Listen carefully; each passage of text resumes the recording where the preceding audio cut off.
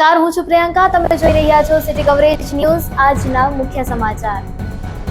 જૂનાગઢના જવાહર રોડ પર સ્વામિનારાયણ મંદિર ચોકમાં થતી વર્ષો જૂની બાળાઓ માટે ગરબી આ વર્ષે રોડ પર કરવાની ફરજ પડી હતી. જગ્યાનો વિવાદ જે હોય પણ નાની બાળાઓના ચહેરા પર તો જોવું જોઈએ ને. વિવાદ સાઈડમાં રાખી સરખી જગ્યાએ બાળાઓ નવલા નોરતા રમી શકે એ માટે એકબીજાએ સાથ સહકાર આપી અને આયોજન કરવું જોઈએ. માતાજીના નવલા નોરતા પર બાળ સ્વરૂપમાં માતાજી જે આંગણે રમતા હોય એ આંગણું નસીબદાર જ કહેવાય છે.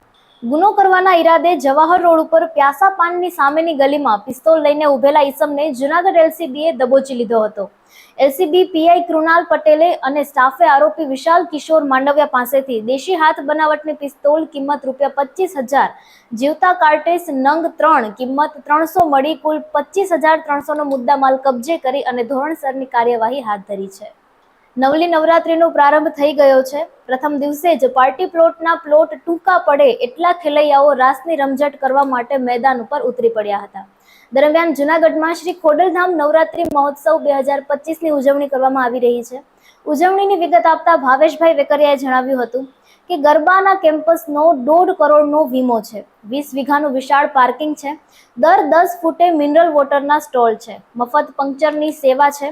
ગુજરાતનો સૌથી famous musical band RK Sound છે, જે જૂનાગઢમાં પ્રથમ વખત ખોડલધામ નવરાત્રી મહોત્સવમાં માણવા મળશે.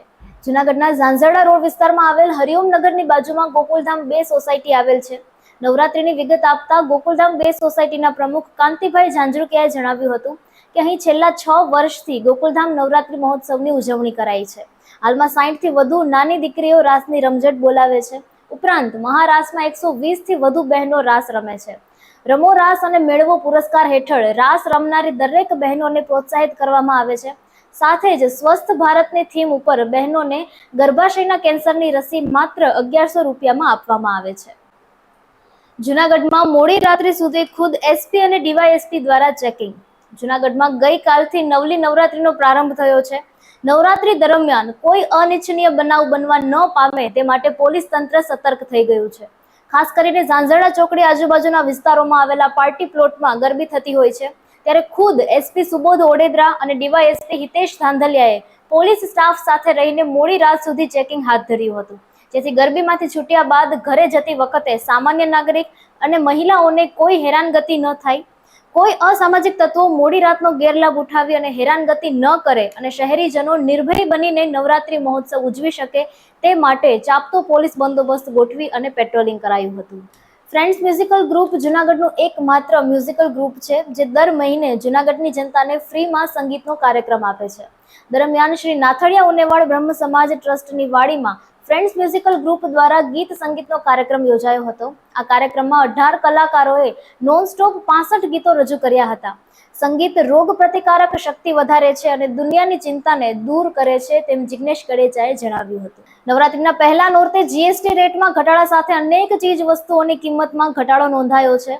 જીએસટીમાં કાપને પગલે 22મી સપ્ટેમ્બરે ગુજરાતમાં 8 થી 10 હજાર ટુ વ્હીલર અને 25,000થી વધુ કારનું વેચાણ થયું હતું. ગુજરાતમાં કાર અને ટુ વ્હીલર ખરીદનારાઓને ₹50 કરોડથી વધુનો લાભ થયો હતો. નવરાત્રીના દશેરામાં ગુજરાતમાંથી 30,000 જેટલી કાર વેચાવાનો અંદાજ છે. વડાપ્રધાન નરેન્દ્ર મોદીના આત્મનિર્ભર ભારત અને વિકસિત ગુજરાતથી વિકસિત ભારતના વિઝનને સાકાર કરવાની દિશામાં Gujarat mineral development corporation limited મહત્વપૂર્ણ સીમાચિહ્ન હાંસલ કરવા જઈ રહ્યું છે. જીએમડીસી મહત્વાકાંક્ષી અંબાજી કોપર પ્રોજેક્ટ હાથ ધરશે, જે ભારતના કોપર ઉદ્યોગને મજબૂત બનાવશે અને દેશની કોપર પરની નિર્ભરતાને ઘટાડશે. ઉલ્લેખનીય છે કે હાલમાં ભારત તેના કુલ તાંબાના વપરાશના 90% આયાત કરે છે.